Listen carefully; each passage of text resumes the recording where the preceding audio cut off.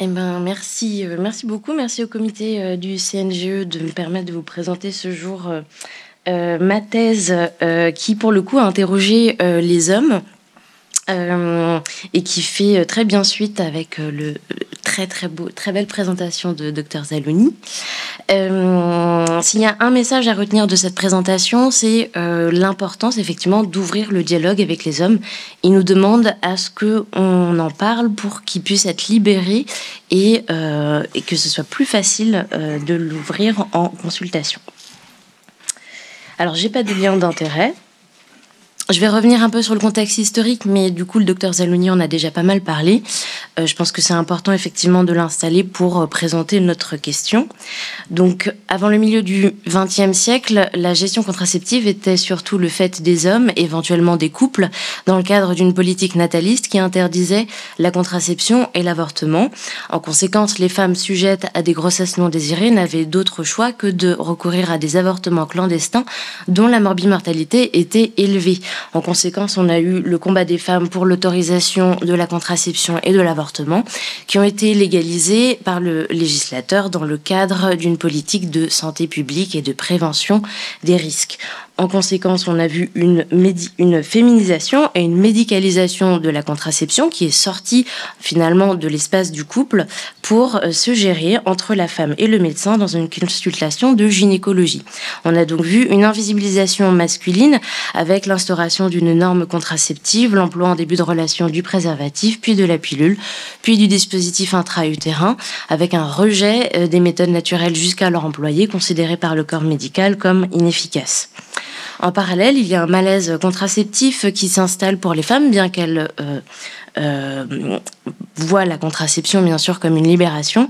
Elles témoignent dans les études d'un sentiment de contrainte, d'injustice dans la mesure où elles sont seules responsables de la contraception, et d'un sentiment de méfiance, notamment depuis la crise de 2012, la crise de la pilule, donc une méfiance vis-à-vis des méthodes hormonales surtout.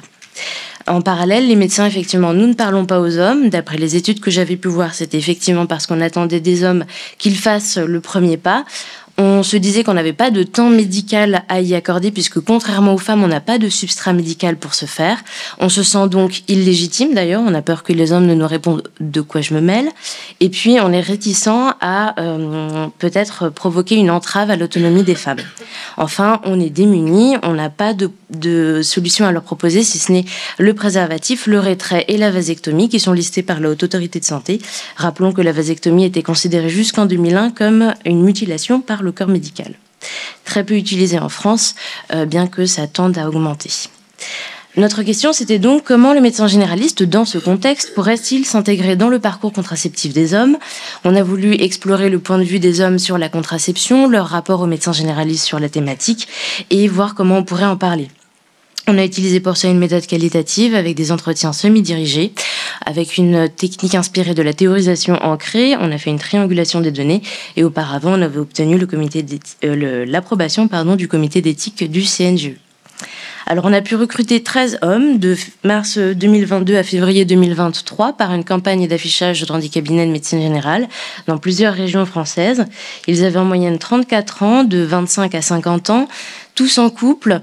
La moitié d'entre eux étaient parents, la plupart urbains, tous diplômés, voire très diplômés, avec des métiers du secteur tertiaire.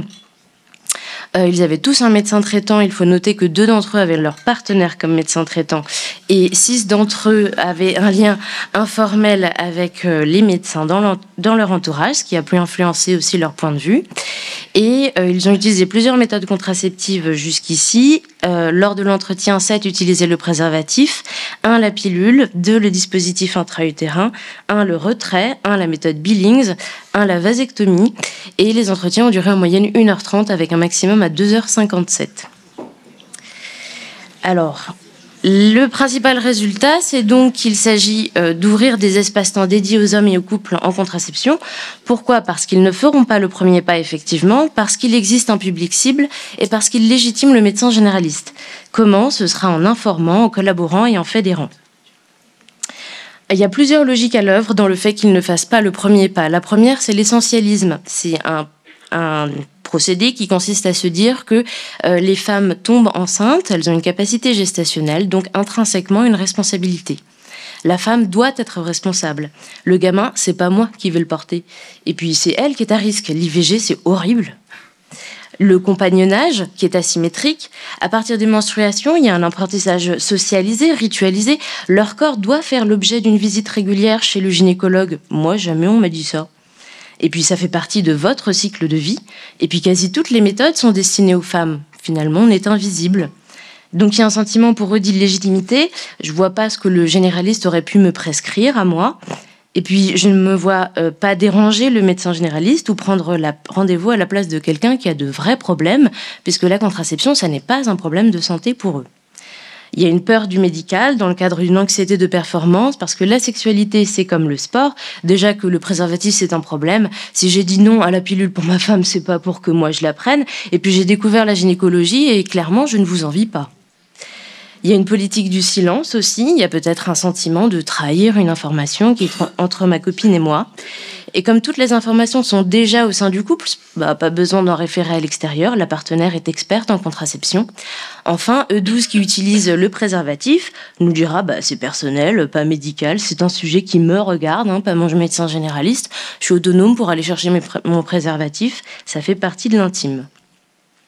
Enfin, il y a une résignation à la délégation contraceptive. Le paradigme, c'est que c'est l'affaire de la femme. J'estime pas avoir trop mon mot à dire, je me laisse un peu porter là-dessus. Et enfin, un sentiment d'exclusion avec peut-être la gynécologie qui peut apparaître comme une forteresse impénétrable aux hommes. S'ils proposent à leur partenaire de l'accompagner en consultation, ils peuvent se voir répondre « non, je vais y aller toute seule, je vais faire mon truc, merci ». Ou bien, lorsqu'ils viennent en consultation, je suis dans le cabinet d'un médecin dédié aux femmes, est-ce que je dois être là ? Est-ce que j'aide ma partenaire ? Est-ce que je l'empêche de s'exprimer ? Je me sens un peu comme un intrus toléré. Ensuite, il existe un public cible. Alors, il faut dire que les hommes qu'on a interrogés ont eu ce qu'on peut appeler une métamorphose contraceptive. Ils se sont demandé quelle était leur place d'homme et où était leur responsabilité. Et pour ça, on a un peu deux profils. Le premier, c'est le souhait d'un partage et d'harmonie au sein du couple. Le second, c'est une volonté d'autoprotection et de droit individuel.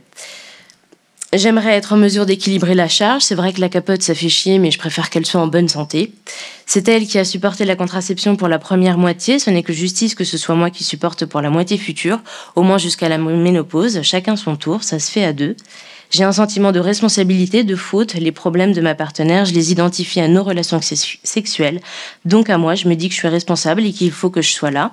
Je trouve ça trop nul qu'on m'ait juste dit tu te poses là, puis tu regardes l'autre se démerder. Et puis à 16 ans, si elle me dit j'ai oublié ma pilule, j'ai limite envie de lui dire mais de quoi tu me parles ? Et c'est problématique qu'on ne puisse pas communiquer à ce propos.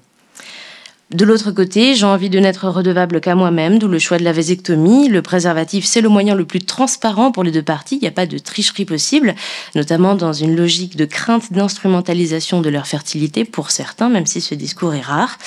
Moi, je serais ouvert à une vasectomie parce que clairement, je sais qu'il n'y aura pas de second enfant. Je trouve ça vraiment, vraiment déplorable qu'aujourd'hui, il n'y ait pas de recherche plus poussée pour la contraception masculine. Ou bien, comment ça se fait que moi, j'ai pas de spécialiste par rapport à ça ? Le médecin généraliste est légitimé, E10 s'interroge et se dit que finalement, si l'homme n'est pas un peu porté par son environnement, il peut traverser toute sa jeunesse, voire toute sa vie sans aborder ces questions et rester satellite, périphérique de la question contraceptive. Donc le médecin généraliste, c'est la bonne porte d'entrée parce que le voir plusieurs fois, ça peut permettre d'avoir des espaces où on change ses habitudes. C'est la seule personne informée que tu peux voir de manière privée. C'est une personne précieuse capable de prendre en charge l'intégralité de la personne, donc pourquoi pas la sexualité et la contraception. Il sert de hub, il permet d'orienter, c'est celui qui connaît le mieux notre dossier, on a une vraie relation de confiance, mais il faut nous ouvrir une porte. S'il y a une personne sur la planète qui doit aborder ce sujet avec toi, c'est le médecin généraliste. Enfin, comment ? Informer, ça veut dire éviter les discours moralisateurs. Les laïus, ça sert à rien. Face au médecin, il faut quelqu'un qui soit volontaire pour écouter. Donc, on nous demande de créer une zone où on peut avoir confiance et s'exprimer. On nous demande de dire que c'est un endroit safe pour parler de sexualité, que ça sortira pas du bureau médical, surtout pour les adolescents. Dire qu'on propose des alternatives d'information avec des QR codes ou des sites web pour s'informer en autonomie. Dire qu'on est disposé, qu'on est là pour en parler, ça permet de libérer, de débloquer les gens et d'être pris comme une opportunité pour un moment dédié. Collaborer, ça veut dire être à l'écoute, rejoindre le patient dans ses priorités, pas le prendre pour un imbécile, nous dit E8 qui utilise une méthode naturelle et qui a été souvent décrédibilisée par des professionnels de santé. Et le souhait aussi qu'on leur dise ce qu'ils risquent et pourquoi. Fédérer, ça veut dire parler aussi bien aux femmes qu'aux hommes.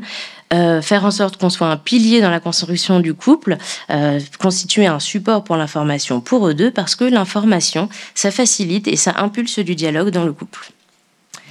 Enfin, donc on passerait d'un schéma dans lequel on a des hommes qui sont satellitaires de la gestion contraceptive vers un schéma plus globalisant. Là, on a représenté l'espace des femmes, l'espace des hommes, l'espace du médecin. L'espace femme-médecin existe déjà avec la consultation de gynécologie. Il ne s'agit pas de l'entraver ni de le remettre en question, mais d'y adjoindre un espace homme-médecin. Ainsi, le couple serait sur un pied d'égalité en termes de socle d'information, pourrait partager là-dessus, et s'il y avait besoin, on pourrait recevoir le couple en trinôme en consultation de médecine générale, de sorte qu'on serait un support pivot en contraception. Dernièrement, les messages clés. Donc, une intervention suffit, le docteur Zalouni l'avait dit aussi. Le cheminement se fait ensuite.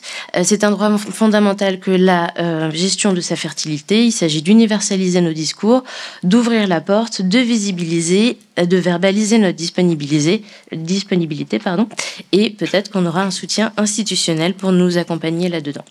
Merci à vous.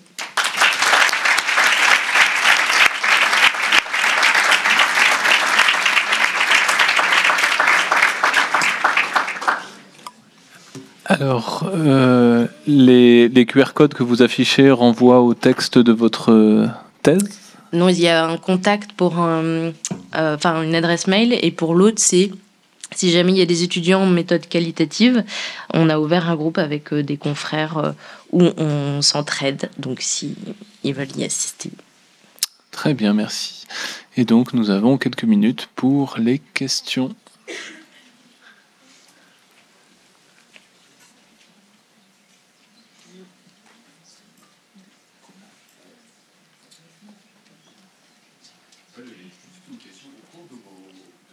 Est-ce que vous aviez pu avoir une idée de la représentation pour les femmes de la contraception masculine ? Alors oui, ça du coup c'était dans le cadre un petit peu de la préparation de ce travail.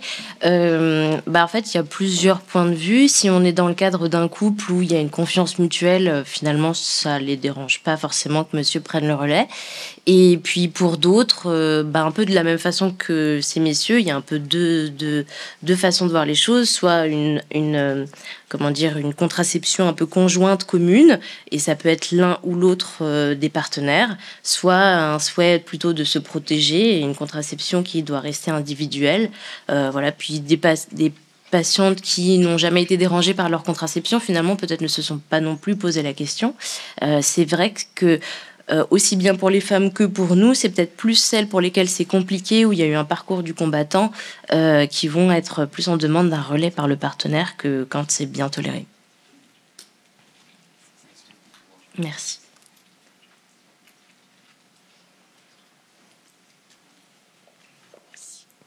Bonjour, vous avez parlé d'une méthode de contraception au début, mais je connaissais pas, c'était une des dernières. Oui, pardon, la méthode Billings, c'est une méthode naturelle qui consiste pour le couple, en tout cas pour la femme, à observer ces signes au cours du cycle, que ça soit les mastodinies, la consistance de la glaire cervicale, et de tenir un calendrier vraiment très précis.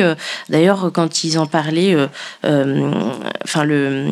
celui qui a parlé le plus longtemps, c'est celui qui utilisait cette méthode-là, à 2h57. Il était un peu ambassadeur de ça, il était coach auprès d'autres couples au sein de l'association Billings France, et donc du coup il était vraiment très très à cheval sur cette méthode, et finalement du coup il faut être hyper strict, et c'est quelque chose du quotidien finalement, et ça change un peu le fonctionnement d'un couple. Forcément, il faut que les deux soient très investis pour ce faire. Et ça consiste du coup aussi à reporter les rapports sexuels à des périodes moins fertiles.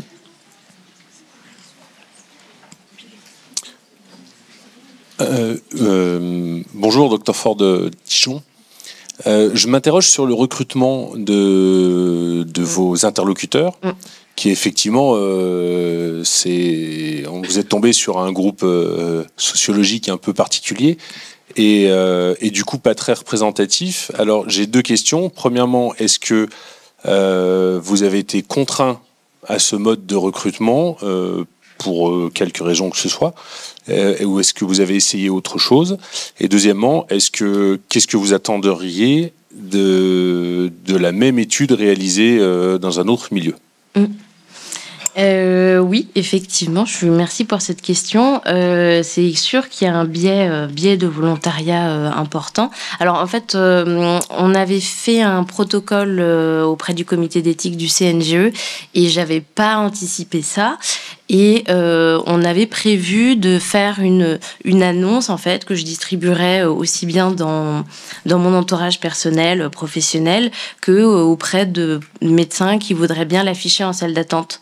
Donc il y a une partie des recrutés qui viennent finalement de mon entourage par amis d'amis ou voilà, et une partie qui viennent d'un recrutement en salle d'attente.